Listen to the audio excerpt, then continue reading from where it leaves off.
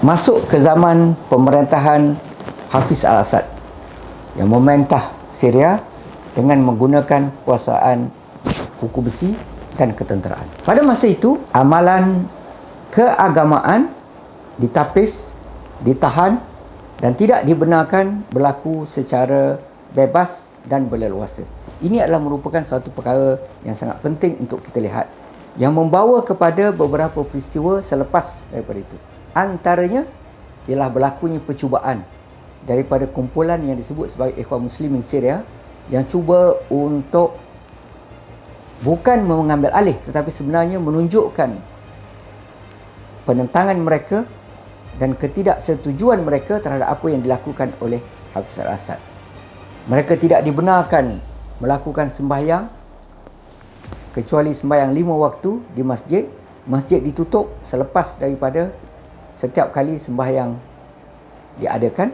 Mereka tidak dibenarkan mengadakan majlis-majlis keagamaan.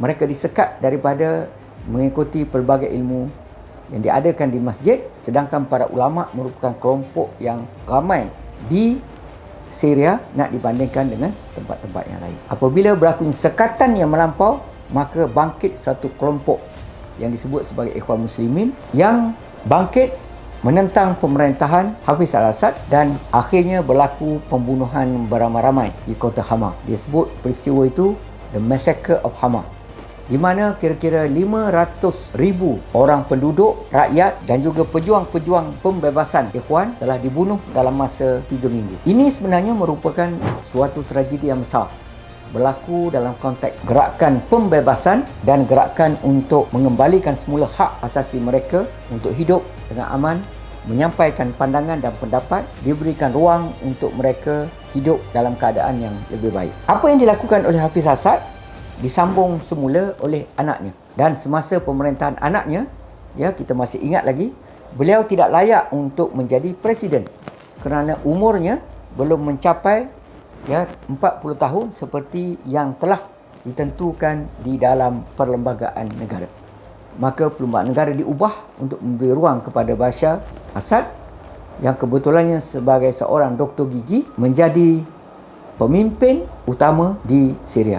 Apa yang dilakukan oleh Bashar Assad ialah beliau telah membuka ruang sehingga para pelajar dibenarkan untuk pergi ke sekolah agama. Mereka diberikan ruang dan hak untuk menyampaikan ilmu pengetahuan. Masjid-masjid dibuka, tetapi ingat, pada masa yang sama, ya, kita dapati kebebasan ini telah berlaku dalam tempoh yang sangat singkat. Apabila berlakunya sebagai contohnya, ya, Arab Spring pada bulan Mac 2011, rakyat terutamanya di Dar'iyah bangkit untuk menentang, menjatuhkan dan membentuk sebuah kerajaan yang baru menggantikan presiden mereka, iaitu Bashar al-Assad. Walaupun terdapat sebahagian daripada penduduk yang masih lagi berpegang dengan slogan yang mereka bawa, iaitu Al-Assad ilal abad. Maknanya pemerintahan keluarga Assad ini akan berlaku selama-lamanya. Tetapi keadaan itu bertukar menjadi pelbagai jenis kejahatan, kezaliman, pembunuhan yang tanpa mengira keturunan, tanpa mengira jantina, tanpa mengira sama ada mereka terlibat dengan gerakan pembebasan ataupun sebaliknya.